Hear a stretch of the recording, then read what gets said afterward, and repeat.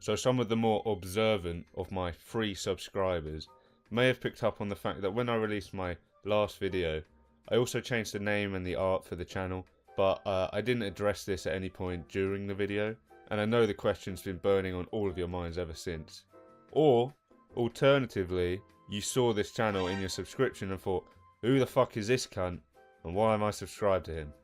Well, either way, that's what I'm going to address today. But I also wanted to make it so this video could potentially be confused for actual content. So that's why I'm bringing back the Watch Mojo shit I had going on in the last video. But first, let me quickly reiterate what those of you who have been subbed since last October, which is pretty much all of you because the count never rises.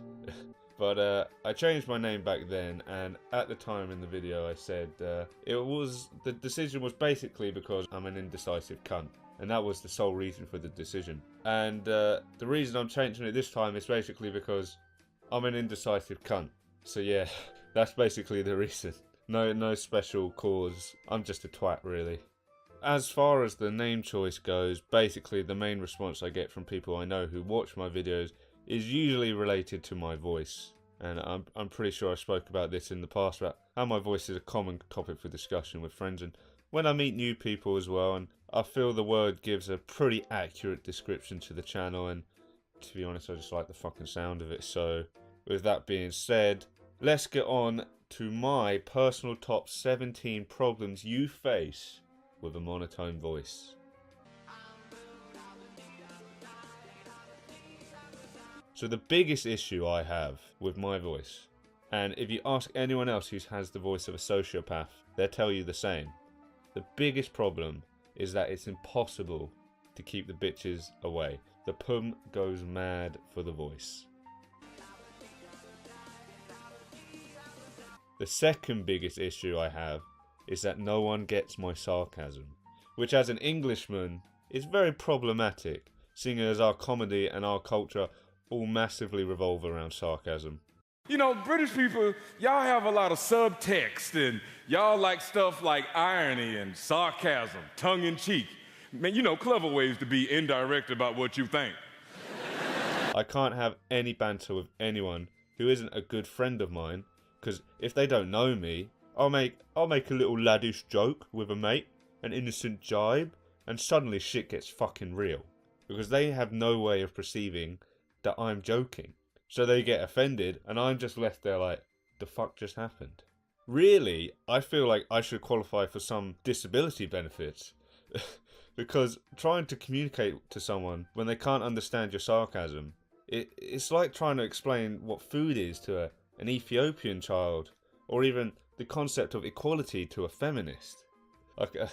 Okay, maybe I'm being a little bit too harsh. I mean, I'm sure an Ethiopian knows what food looks like. They have rice or some shit, don't they?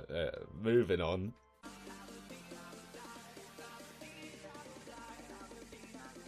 Another issue I've run into quite often is that people always think you're annoyed or sad. I don't think I've ever gotten through a week without someone asking me, "Oh, what's wrong?" And I constantly have to tell people, nothing's wrong, or that I'm actually quite happy despite what they may believe. They never fucking take your word for it though. People think that you don't sound like you've just finished snorting 8 lines of coke. You must be fucking depressed as shit. Like, just because I don't make my problems other people's, unlike some of the delicate fucking snowflake millennials we have in our society, I can actually handle the fact that life isn't all tits and rainbows. Doesn't mean that I'm fucking depressed. Far from it. Kill me now. This is the worst at Christmas, when you've just opened a present, because it doesn't matter if it's your dream fucking gift or a second-hand pair of cum-stained socks. Because when you go to thank the cunt that gave it to you, you're going to come across as if you just held out your hand and they turned around and took a steaming shit in it. Phone calls are fucking hell. They're the bane of my existence, especially when they're fucking work related. My job involves phoning a lot of people and having to pretend to have an interest in their mundane, boring as fuck lives. And making that shit sound convincing when you sound like you're in the process of slitting your wrists can prove quite difficult. It doesn't help that I'm generally quite indifferent about things as it is, though you may not believe it from the fact that this channel is nothing but my opinion, but, you know, I have to have somewhere to let it out. That's why texting is my best friend, because they're inherently emotionless. So they can act like fucking camouflage for me, hiding the fact that I couldn't give two flying fucks about whatever the person is saying to me. God, I'm going to lose a lot of friends after this video.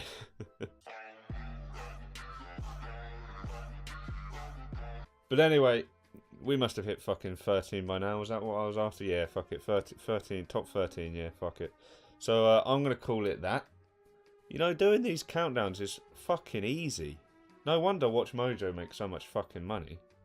But anyway, I hope you enjoyed this video. God knows when it's going to come out, because I'm juggling this with work and also replaying Game of the Year edition Witcher 3. So we'll see which takes priority. If you're lucky, you might see this before Trump starts World War 3. But if you don't, then it's not really going to make much of a difference in your life, is it? Hope you guys are liking this new style that I'm going for. Completely original, never seen it anywhere before. If you say you have, you're a fucking liar. But yeah, I'm hoping it's going to make the videos a bit more interesting. They're going to take a bit longer to come out. I've said this in the last video, repeating myself as always.